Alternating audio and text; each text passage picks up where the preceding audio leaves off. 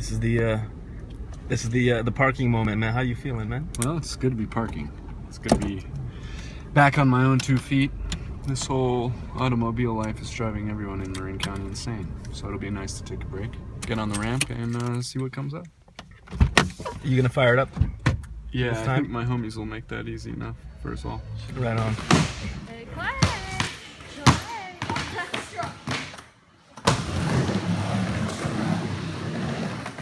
The artist, I always feel the artist, to me, is an outcast, an exile, a pariah, do you see? It's true, folks, the people are what supports us.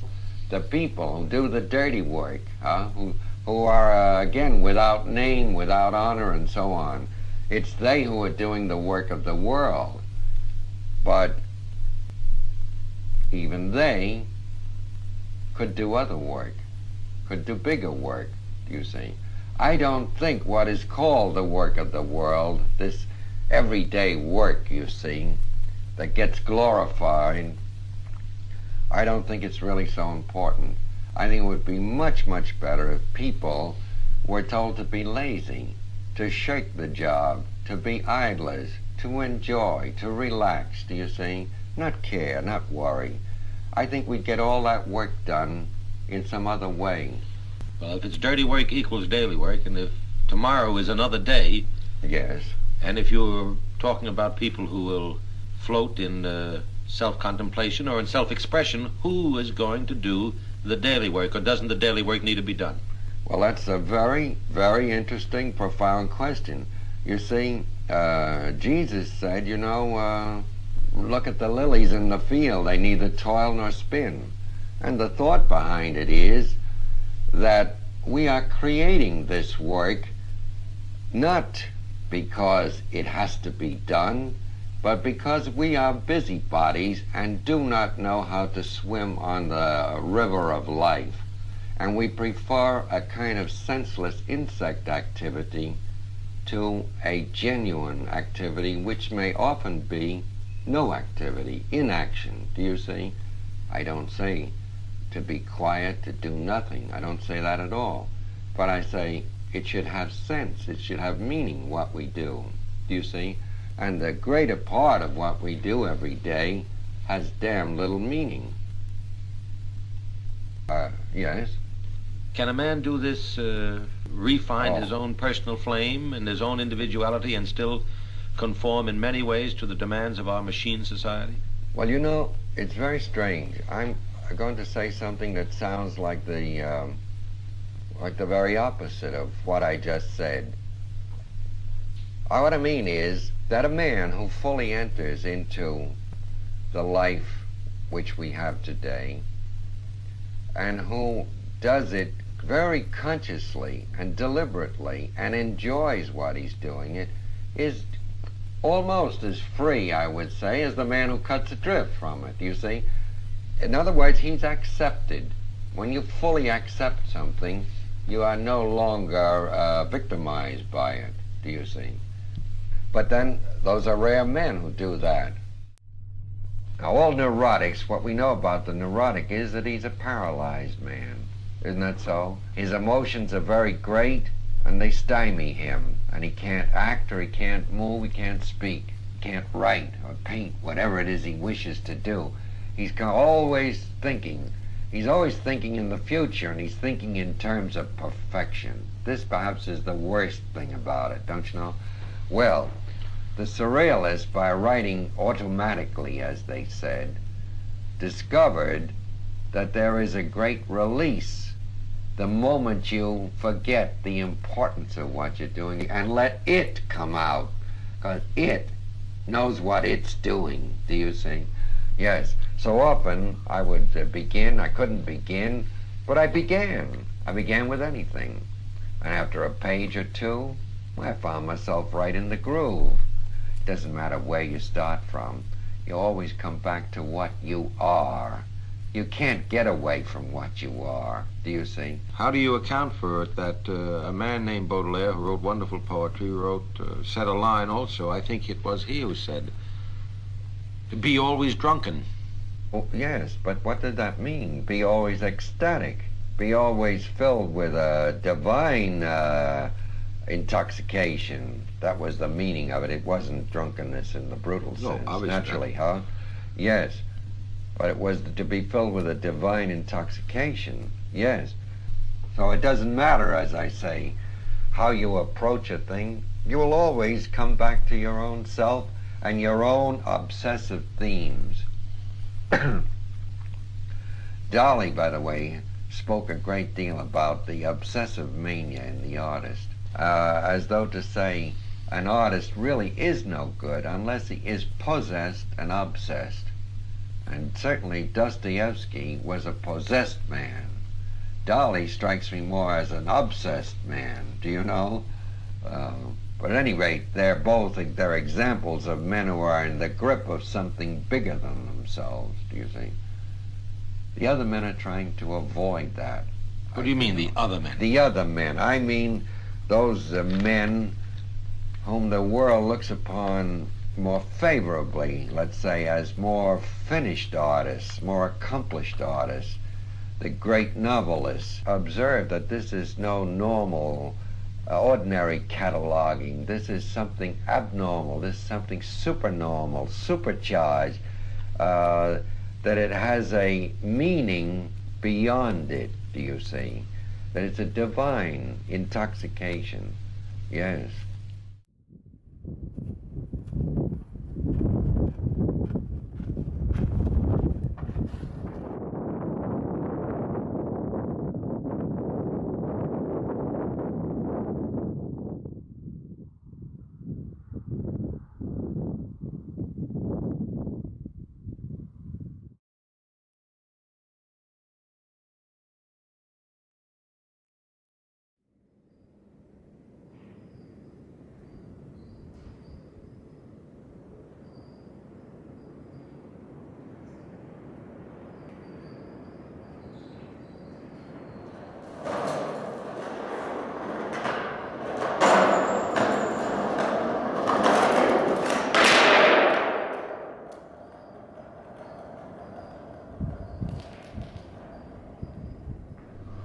What is the link between the names that you pick out, Blake and Ibsen, Nietzsche?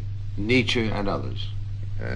In other words, what do you think appeals to modern man in these figures who are not modern? I think that they represent in their work his peculiar tragedy, that they previsioned it. They foresaw what was happening to the world and to man.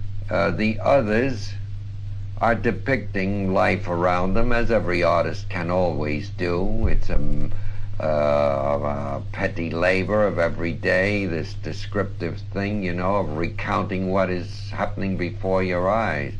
But the other men probe deeper.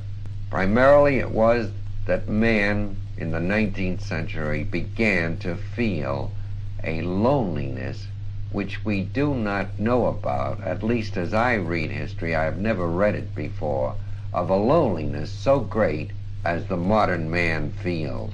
He has been feeling it for a century now, and he's getting more and more lonely, more and more atomized, as it were, do you see?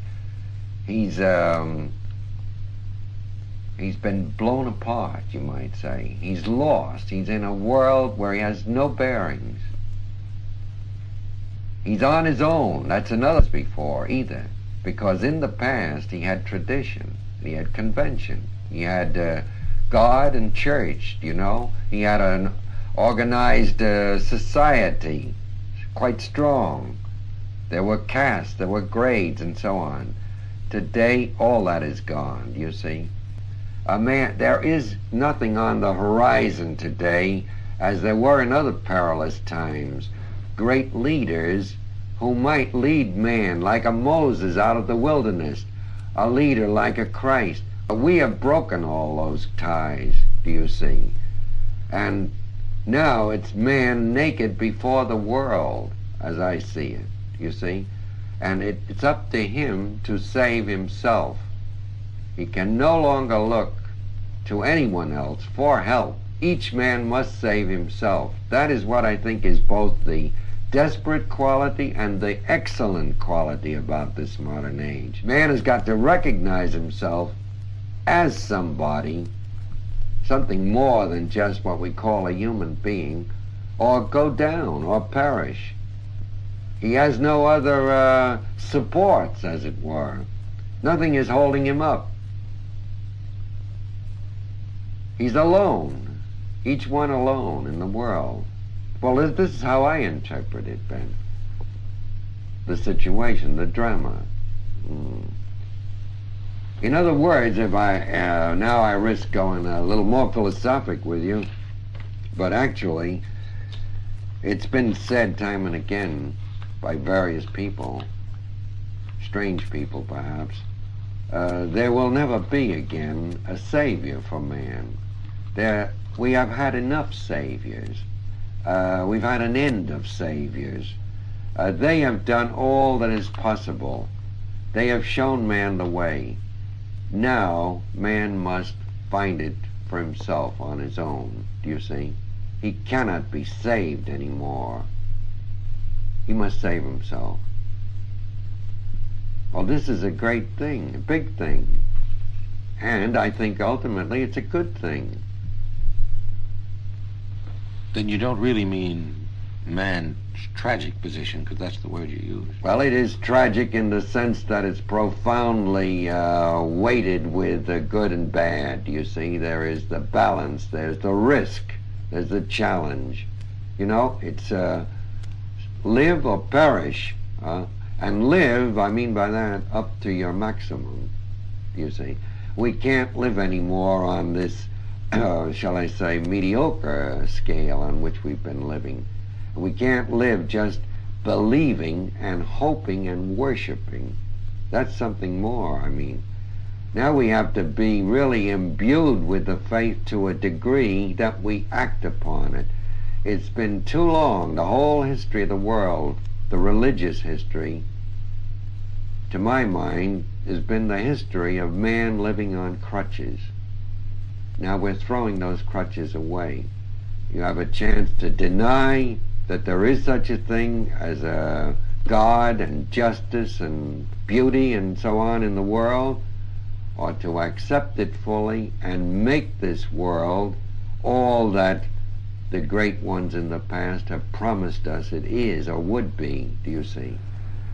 And it's not in the sky, in tomorrow, in the hereafter, but it's right now that it should be done and can be done.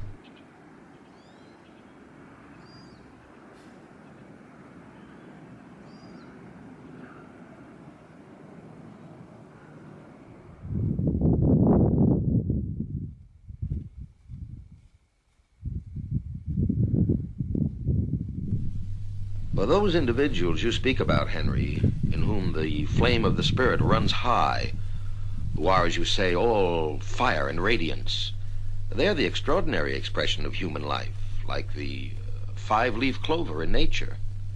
Most of us are just folks. Yes, I know that. I know that. That's true, Ben. And yet, we don't get very far nourishing that idea. This is something I'm always against, if I may say so, to regard people as just folks. It's nice and folksy to talk that way, you know, and it means let us be warm and let us be sympathetic and all that. True enough.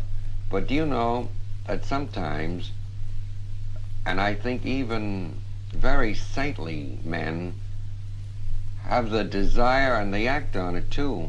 They goad people. They have to give them a nudge. They have to give them a poke. They have to jab them to awaken them.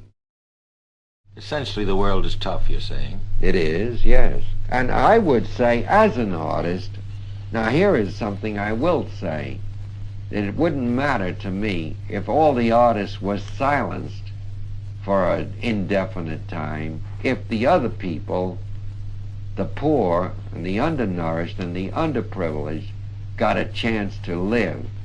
That it wouldn't matter if we had less art. Do you understand? We can do without it. It's much more important, in my mind, that the rest of the world lives well.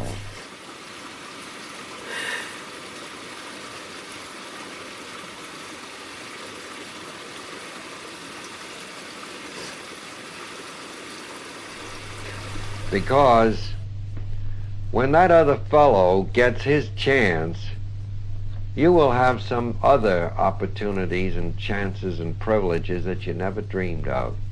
Just seeing him live and be happy and a radiance in his face will be a compensation that you never envisaged at all, do you see?